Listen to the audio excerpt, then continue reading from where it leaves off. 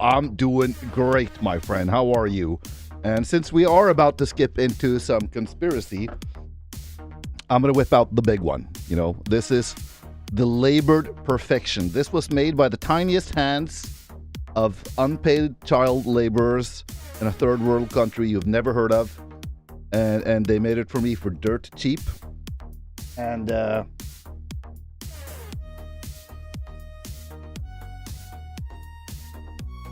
if we're going conspiracy,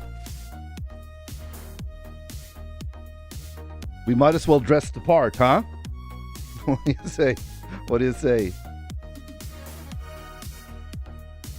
Oh, that looks almost as shiny as my real forehead, though. So, silence. You know, I don't know. I love digging into conspiracy and all that. I have little faith in most of the conspiracy things thrown about, right? I don't know. How do you stand? Where do you stand on that, man? There's a lot of people who believe that he may be dead now, but a lot of people believe he didn't die back in was it the 70s? I don't remember, man. What the fuck is on your head? That is a tinfoil hat. That is a legitimate tinfoil hat. Dr. Evil wants his hat back. I really wanted to have some horns on it or something. But like, I figure like a tinfoil hat is stupid no matter how you look at it, right? 77, huh? Hold on.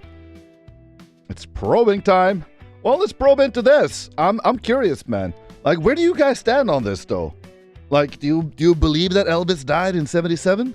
Or do you believe that he lived on with some secret identity? Because I'm willing to purchase the idea that Elvis was so much a public figure, he wanted to retire out of the public eye. I'm gonna buy that.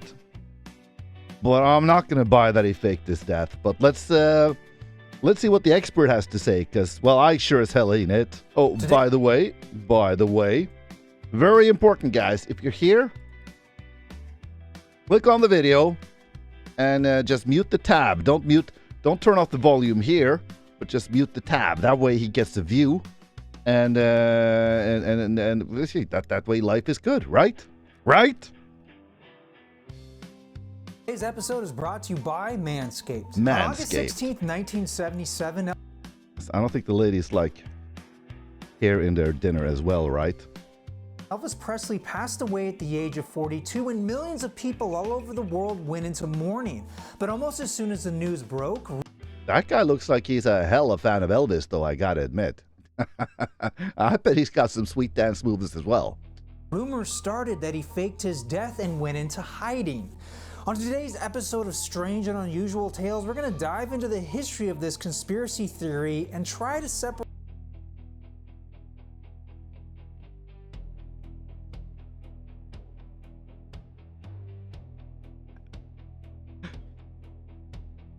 Let's talk about it. It would be hilarious as fuck if an electrician walks in and sees Cal sitting in with it.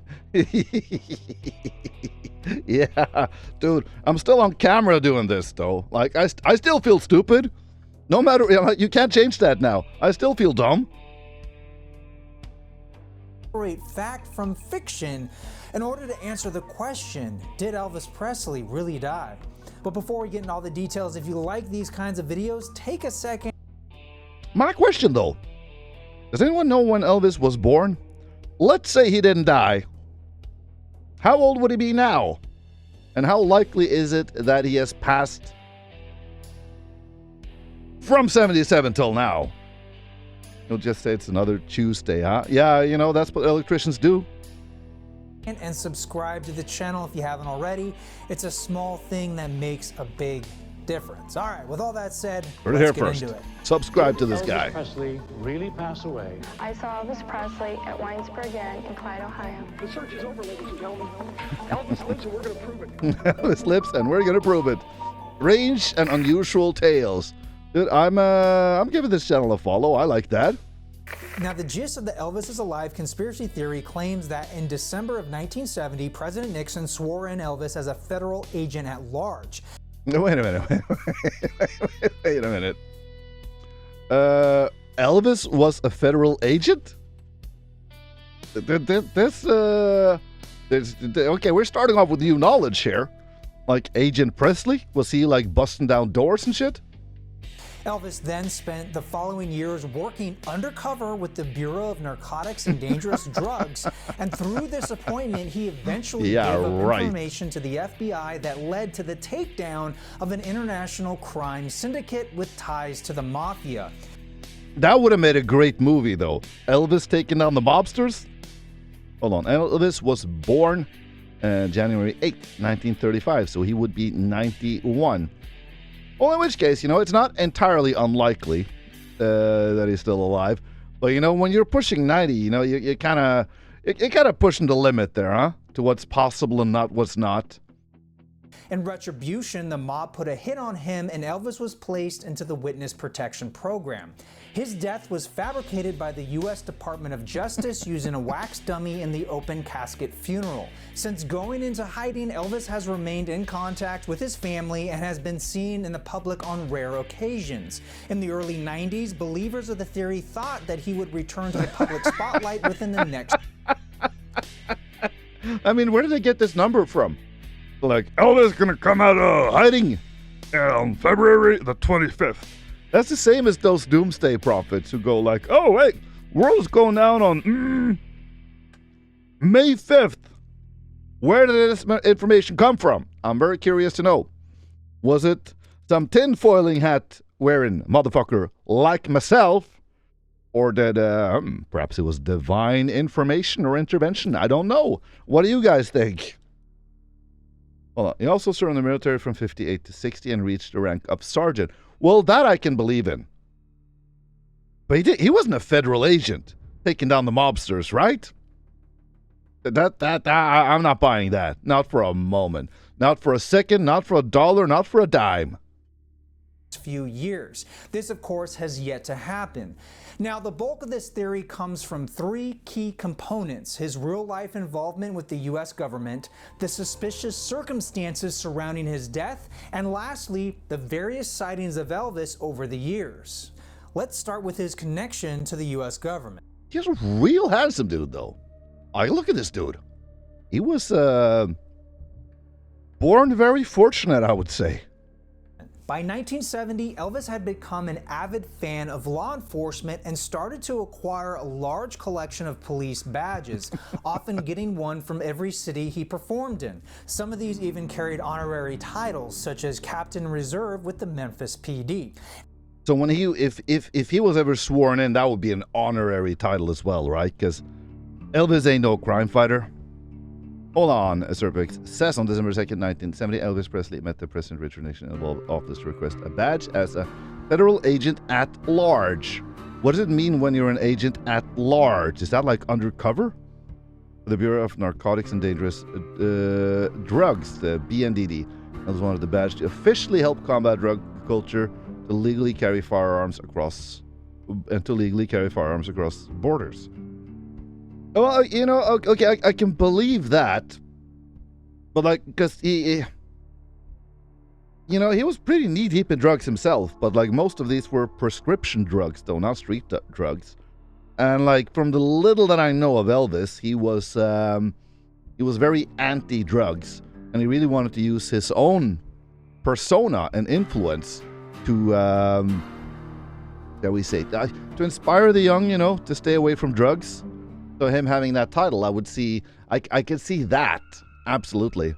And not to mention the carrying firearms across borders. That would be that would be something as well, huh?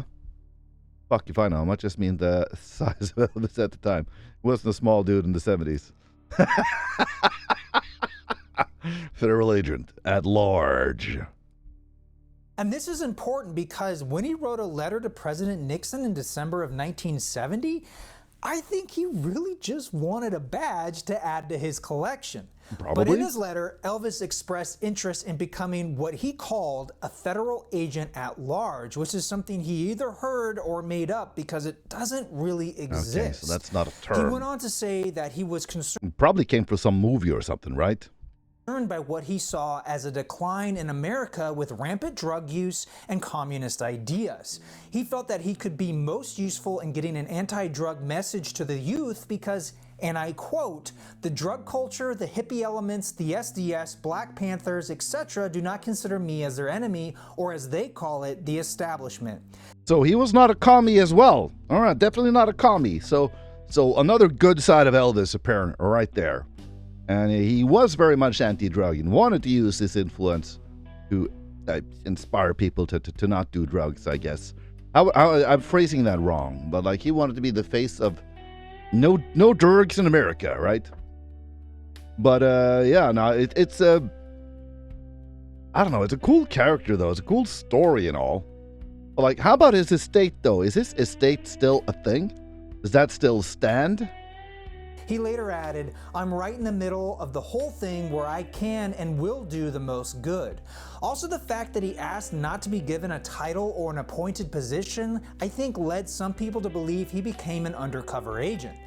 Anyway, after dropping off the letter in the morning of December 21st, 1970, a meeting was scheduled later that same day between Elvis and Nixon at the White House. During the course of their conversation, Elvis showed off a few of his police badges and then reiterated his... I think that's hella cool. I mean,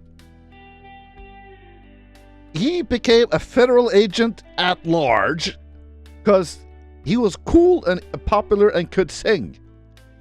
And then he shows up at Nixon's office with a bunch of badges. I love that the most. That is actually hella awesome that he actually did that. Got a badge. Not because he's a good agent. No. Oh, I guess agent would be something he'd be good at though, but because he's a large face out. Yeah, he's a face out to the public, I guess is what I'm trying to say. Knowledge of drug culture and communist brainwashing techniques. He expressed his desire to serve his country and help out with the drug problem any way he could. Nixon agreed, and towards the end of the meeting, Elvis asked for a Bureau of Narcotics and Dangerous Drugs badge to add to his collection. Nixon asked his aide to look into it, and Elvis departed. Later, I just want to add though, just because I'm laughing, I mean, I love and respect this though. I love and respect the fact that he has this stance on drugs and that he uses his position not just to lay home and be fat and lazy and earn millions, but he does things for the community. You know, so Elvis, applause. I know you're probably not here to hear it, but dude, it's mighty fine of you, man. I guess a lot of people don't use their resources in as positive a way as they could. You know, Graceland visitors and staff ain't allowed upstairs, and they have heard footsteps coming from the second floor. Well, what do you think that is, though? Do you think it's Elvis, or do you think it's maybe a staff member, or where maybe that's where the staff members have their lunch, or something like that? Maybe the command center over there to, you know, to survey the people visiting. There's a lot of things that could be upstairs, man. Later that day, he was appointed as a special assistant to the BNDD and received his badge, but that's as far as it went. It was an honorary position with no real authority. He wasn't sworn in, nor did he become an undercover agent. All right, let's fast forward a bit to May of 1976. Elvis was looking to sell his Jetstar airplane. At this point, he had several private planes, and he needed to let this... Imagine owning several private planes. Hold on. No one besides closest family is allowed. Well, there you have. There could be closest family in there. He also gave away a lot of Cadillacs. Really? Dude, I think that's hella cool as well, though. I mean, but let's face it. I mean, you ever had that thing when you're I don't know, you're in a rush and then you put your hand in your pocket to get your keys out or something, right? And then a coin falls out and it's just a small coin. So you're in a rush, so you don't have time to pick it up, so you run. That's a Cadillac for him, you know. Like a Cadillac will just fall out of his pocket. He wouldn't notice. He wouldn't notice that at all. But I think it's great though when you have, like, you take Shaquille O'Neal, take Keanu Reeves, you know, or Elvis, who give so much back of what they have, you know. Who are, dude, I admire that, man. And like, I wish I had that kind of money so I could go around to do good. You know, that's I don't know, but money corrupts though. Would I still keep that lust to do good if I had the cash? I think that's an interesting question too. Now we're straying a little bit, but that's what we do here though. Hold on, Rosita, the housekeeper. Is that the lady from Simpsons? One of the daughter's ex-husband was allowed to enter the upstairs level of Graceland. Well, someone's allowed to enter it, you know. If he ain't dead, he is still alive out there. Imagine that. He never left Graceland, you know. He hid in plain sight where no one would ever see him. Where no one would know where he was. Economics, it all depends on personalities. It does, man. It does. That's why people who win the lottery usually lose it all, you know, because buying a lottery ticket is a bad financial decision. Now, just because you have a lot of money, it's not going to stop you from making exactly that, bad financial decisions. Take that kid in England, you know, who won, what was it, 218 million? That'd be $21 million, you know. I guess this is back in was it the 90s, early 2000s? He pissed that away in 3 years, man. Spent $10,000 a day on cocaine. He bought cars. He can't just, he couldn't tell you what happened to them. He had crash derbies in his backyard, you know. The only thing he has to show for the 21 million now, imagine that, man. 21 million. The only thing he has to show for it now, bunch of ugly tattoos and a couple of gold chains. That's about it. Elvis was famous for giving away Cadillacs. Over his lifetime, he gifted more than 100 of them to friends, family, staff, and even total strangers. The Madison Cadillac dealership honored him with a plaque naming him world's best car buyers, listing 31 recipients of his generosity. Wow, that is something, man. That is absolutely something. I think that's hella cool. That speaks to his character, though. That speaks to his character. One go because it wasn't even airworthy. His father, Vernon, who handled all of Elvis's finances, was tasked with finding a buyer. And through his search, he met with a man named Frederick Pro, who encouraged Vernon to agree to a very complicated leasing arrangement with his company, World Aircraft Exchange. Unknown to Vernon was that Frederick was actually a con man and a member of a criminal ring with ties to the mob. Ooh. By the spring of 70. Is that how he got tied in with the... Oh, I'm beginning to believe the mob story is real now. Hold on. Frederick and his partners managed to siphon off more than $1 Maybe they got million me from the Presley through the tinfoil hat. Now, at the same time, the FBI were conducting an undercover investigation into this group. By mid-August of 1977, they were ready to bring their case to a grand jury, and by pure coincidence, Elvis died around the same time. So you can kind of see how people got... Coincidence, is it, huh? Ending up in mob trouble and then just coincidentally dying? Like all of Putin's rivals, you know, who incidentally fall into their own cutlery basket or out of windows, you know. By the spring of 77, Frederick and his partners managed to siphon off more than $1 million from the Presley estate. Now, at the same time, the FBI were conducting an undercover investigation into this group. By mid-August of 1977, they were ready to bring their case to a grand jury, and by pure coincidence, Elvis died around the same time. So you can kind of see how people got the idea that Elvis ratted on these guys. But here's the thing, the case really didn't involve Elvis at all. He was purely a victim in the whole thing, and even the FBI agents involved with the case say that Elvis had no idea their investigation was going on before he died. Like, what do you guys have though? If you're pointing, let's just put on your tinfoil hats. Like, you don't have to put on your physical hats. Don't be like me. I'm the idiot on cam, right? But say that you believed. Say that there's one shred of evidence that you believe in that Elvis is still alive. What would that be? Why are you gay? Is it because of the hat? Which brings us to the fact that we really don't know what killed Elvis. We know that his girlfriend... Fuck that. We know what killed Elvis, don't we? Wasn't he heavily on prescription drugs, severely overweight, Get some help. and an alcoholic? I mean, it goes without saying. You know, there's like a lot of things that your ticker don't like about that, huh? MJ was his son-in-law. Oh yeah, we're talking about Michael Jackson here. Thankfully, I'm only attracted to cling film. Well, you know, that doesn't keep the 5G from spreading the coronavirus inside of my head, you know. So I don't want to get coronavirus from the 5G directly into my brain. Found him unresponsive on the floor of the upstairs bathroom, and even though he was officially pronounced dead at 3:30 p.m., he most likely passed away between the hours of 9 a.m. and 11 a.m. that morning. An autopsy was performed at 7 p.m. the same day, but the report was never publicly released. And even stranger, the Memphis Medical Examiner announced that the official cause of death was a heart attack. And that wouldn't surprise me a lot, you know.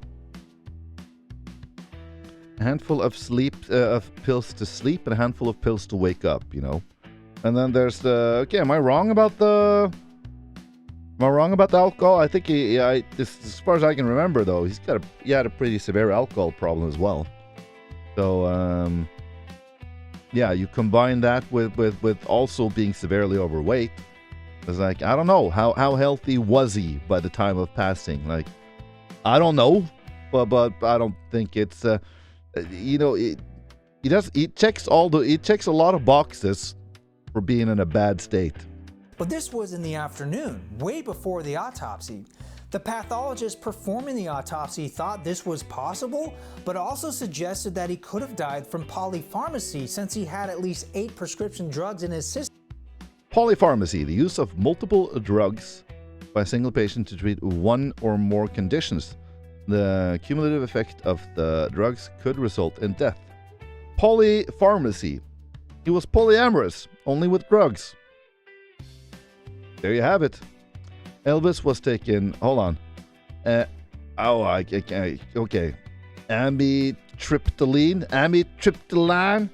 Codeine, I know what that is. Demerol, morphine. Something I can't pronounce. Pentobarbital. Yeah, dude, he was on a host of drugs, man. At the time of his death. In the years since, several medical experts have looked at the report, but none of them have come to the same conclusion, which leads some believers to claim that this is evidence of a cover-up.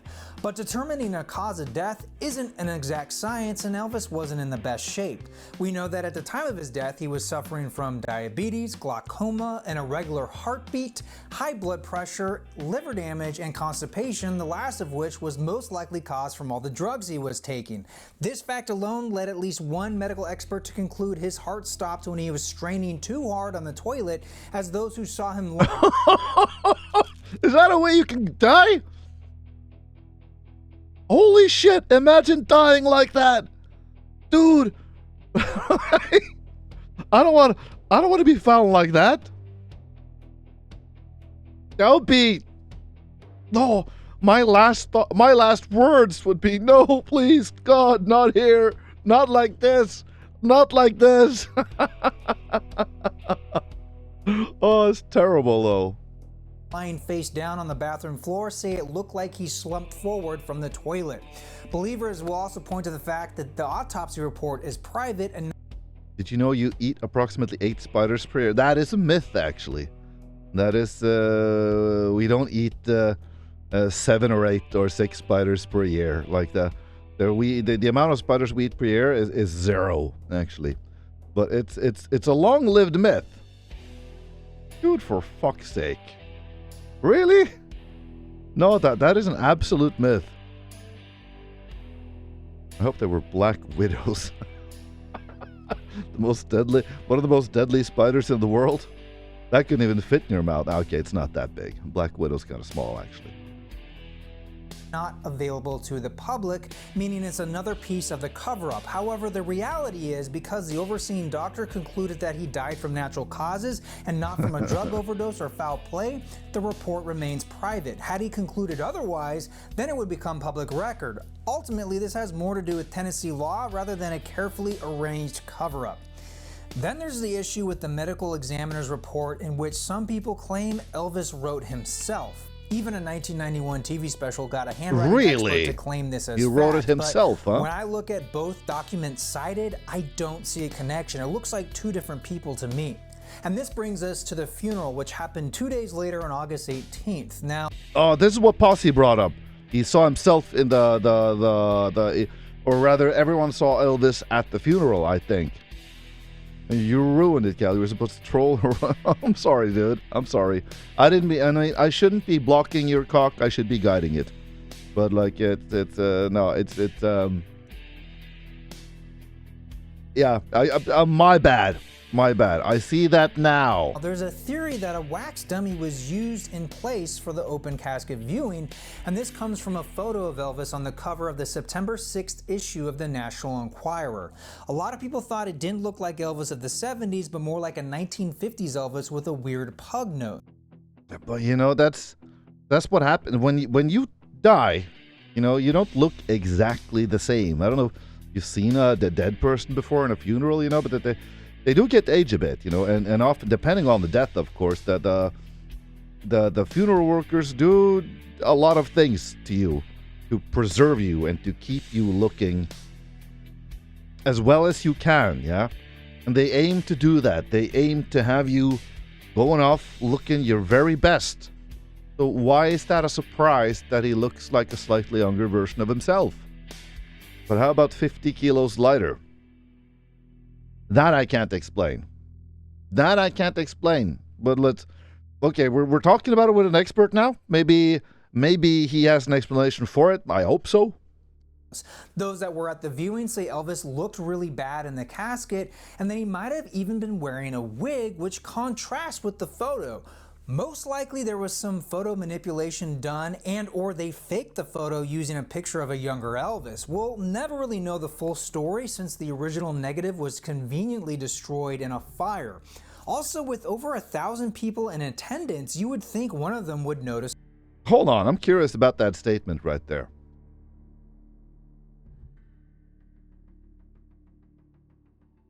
Because I know that they sometimes fill a body with is it barley? I don't know. I'm probably wrong about that. But they can fill up a person who's been somehow destroyed, you know. Can they somehow make them thinner? I'm curious. Hold on. Yes, funeral workers can sometimes alter a deceased person's appearance to make them look thinner, or more generally to look more natural and presentable for a viewing. That can include facial restoration, makeup, and other cosmetic things, but it's not usually about making someone thin in a body shaping sense. But Elvis is Elvis, though. Like, I mean, would I be that surprised if his family went, oh, you have to thin him up, you know, so at least he looks good for his send-off? They can do apply special makeup, reconstruct and or soften facial features, use embalming fluids and restorative methods to reduce gaunt or swollen look. Maybe they used a lot of embalming fluid. Arrange the body and features to create a peaceful appearance. In some cases, if someone was very emancipated before death, mortuary staff may use injections or fillers to make them look less hollow. How common is it? It's fairly common for funeral homes to do cosmetic restoration for open casket viewings, but the exact extent depends on the body, the family's wishes, and local practice. Making someone look noticeably thinner is not usually the goal. The more common aim is to make them look peaceful, natural, and recognizable, rather than to change their body types. So it's a possibility. I don't know. Unless you put a tube up his intestine, doesn't suck. Ugh. Ugh. Maybe Taco Bell was his last meal. That could be. That would make a lot of sense. Did they remove fat from his cheeks and double chin? No, but you do become thinner and more hollow when you die, though. I mean, it's not immediately, but you do sort of. Decay starts immediately, right? And it's not evident immediately, but things happen. A wax dummy. There were also reports that the 10 pallbearers had trouble lifting and moving the coffin, which supposedly weighed 900 pounds. That's the opposite of what you said. Now he's suddenly big and fat. What's the more truth than a normal here? casket. This led some to speculate that it was fitted with some sort of cooling system which made it heavier. This system was used to keep the wax body from the wax melting under body. the warm Memphis sun. However, right. when I look at the footage of the funeral, the pallbearers look more like they are struggling to walk as a group. Plus, Elvis's longtime friend and road manager Joe Esposito said the casket weighed 900 pounds because it was made of solid copper. Okay, made of solid copper. I guess that explains that, you know. I find it strange that the wax doll of Elvis disappeared from Madame Tussauds same week as the funeral. Oh, is that true? Is that true? Hold on. And did the Elvis statue in Madame, how do I spell that? Tussauds disappear the same week as Elvis funeral?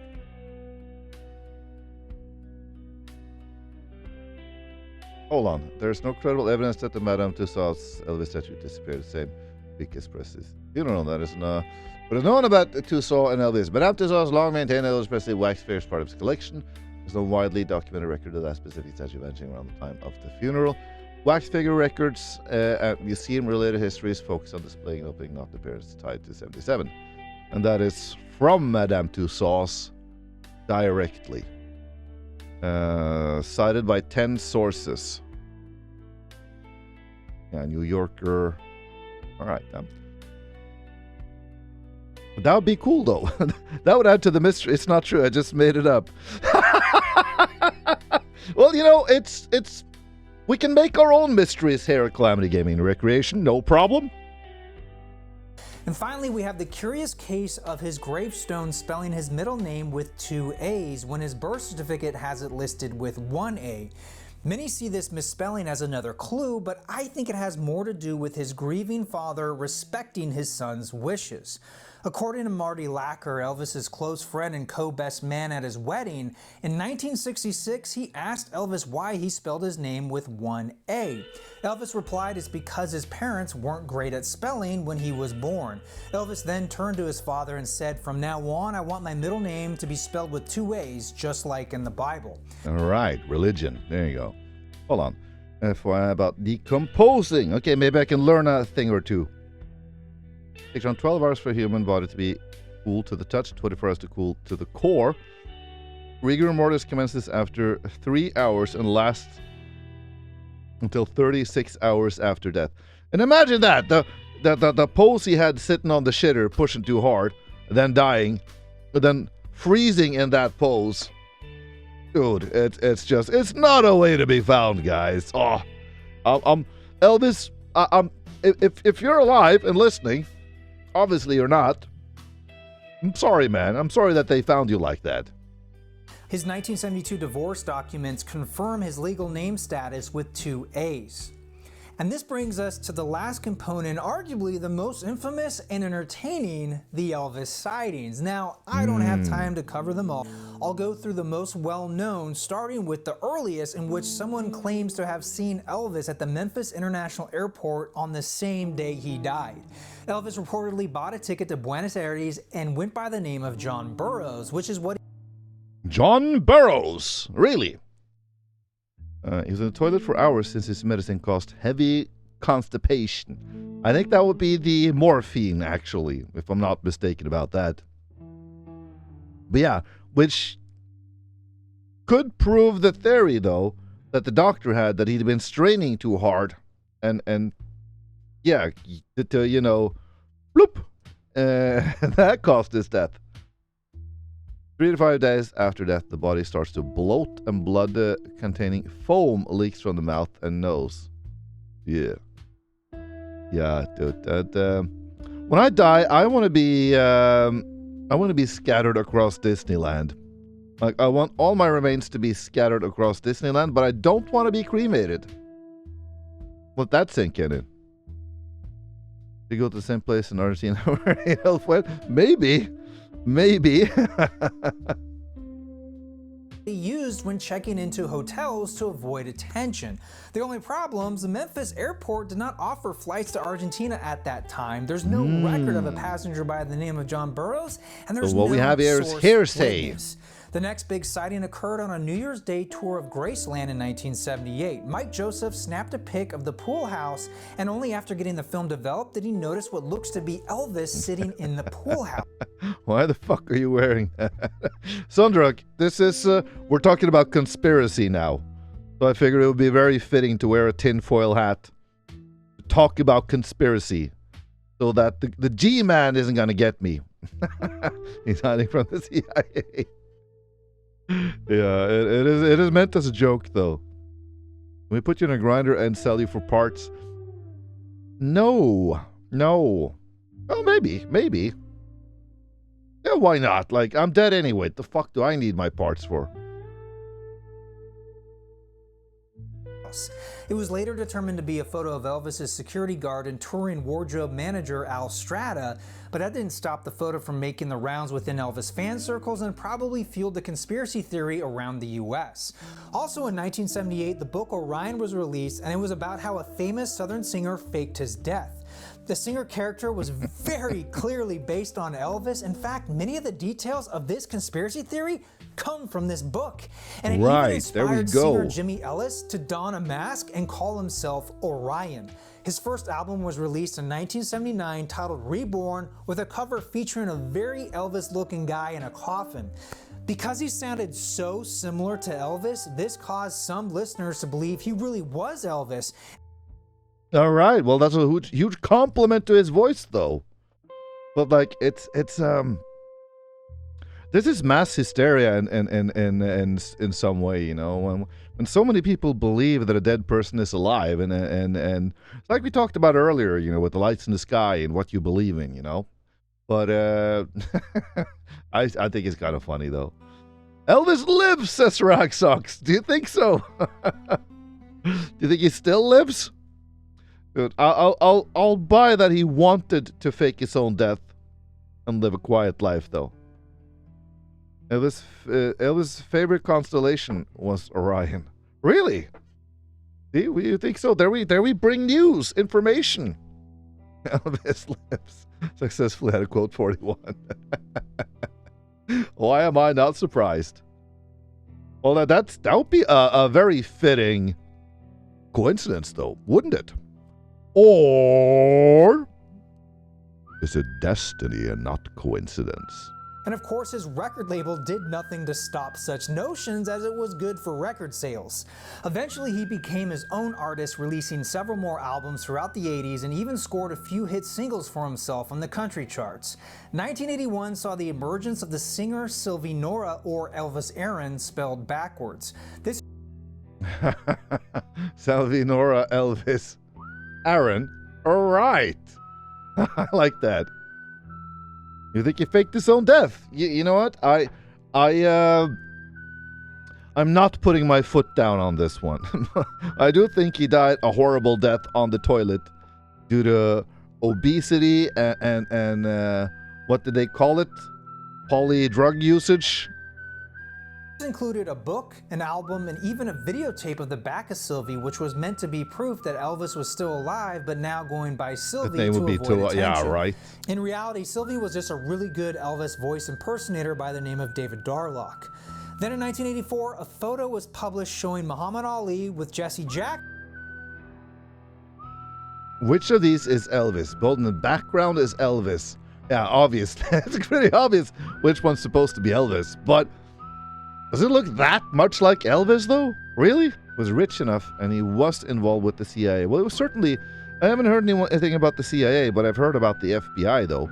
But yeah, he's rich enough, and he definitely has a motive. Because imagine... I don't know. I wouldn't like to be living in the public eye that much, you know, like he was. And you know, you're filthy rich and you want to get out of the public eye and live a normal life, you know, and farm apples in Massachusetts, you know, or something like that. Maybe start your own winery in Argentina. He could do that. So I believe he had the resources to do it without the shadow of a doubt. But Did I think he do it? Did I think he did it? No. You know, the tinfoil hat remains on. Let's see how this all ends, man. The tinfoil hat is now on. And lo and behold, in the background is Elvis Presley.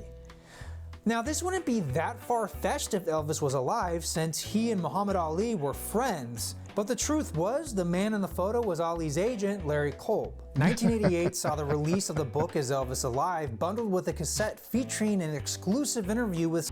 I do this thing every time on our concerts. When the technician, because I go to metal concerts mostly, right? And it's easy to rile up the crowd. And when the technician comes out, I just go bananas. And I always get the crowd along with me to go bananas. You know, once the crowd starts, it sort of just builds. Of course, it doesn't function all the time, but I'd say I got a pretty good hit rate on that one.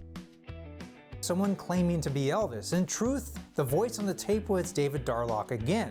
As for the book, this was really a rebranded version of the earlier book, Orion, with the same ideas, but now in direct reference to Elvis. Regardless, the book became a huge seller and led the author to give TV interviews on Geraldo and Larry King Live, further popularizing the conspiracy theory. Also in 1988, a string of sightings occurred in the Kalamazoo region of Michigan, beginning with a report of Elvis at a Burger King.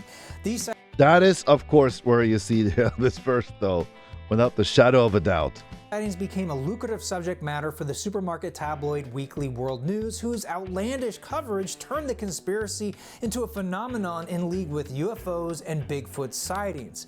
But I would say the peak of the conspiracy theory revolves around two live TV specials, one in 1991 titled The Elvis Files, and the 92 sequel, The Elvis Conspiracy.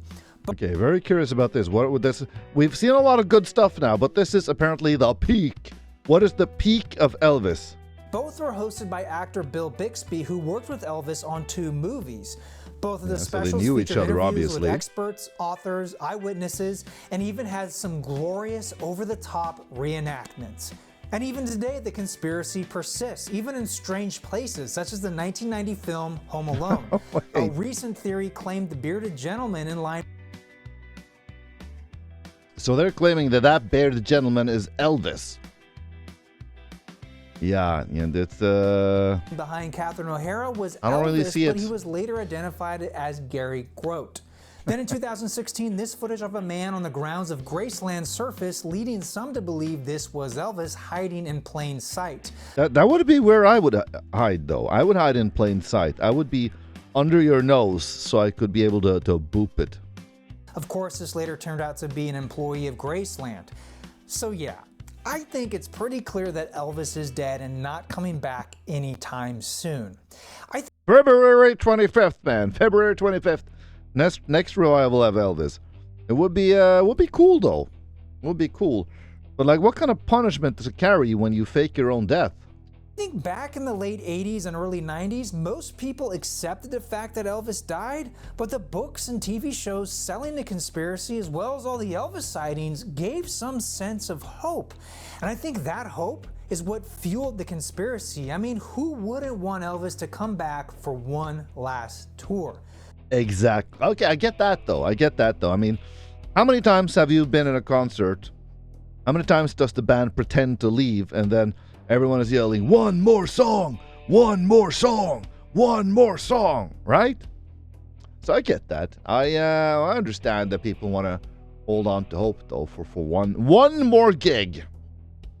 But even if you're still convinced Elvis is alive, these sightings can't go on forever. Even if he lived to 100, we only have a few more years of plausible sightings. In the end, I believe Elvis really left the building in 1977. As you may already know, Elvis's motto was taking care of business, and that's exactly what Manscaped is all about. They are experts in men's grooming, from what do you guys say, though? To feeling your best. They offer great products for taking any care one of of you your guys business convinced one or the other way? And upstairs, including the Weed Whacker. This is the best ear and nose hair trimmer I have ever used, but their flagship model is the Lawnmower 3.0. This Did any of you get convinced either way? I'll tell you what. Come on to the ladies. 17th May house. Too bad you're stuck working then. Now, I'm I'm gonna say, you know what? I'm gonna take off my tinfoil hat for this. He's I believe he finally got to rest in 77. I'm gonna have to bring this hat back.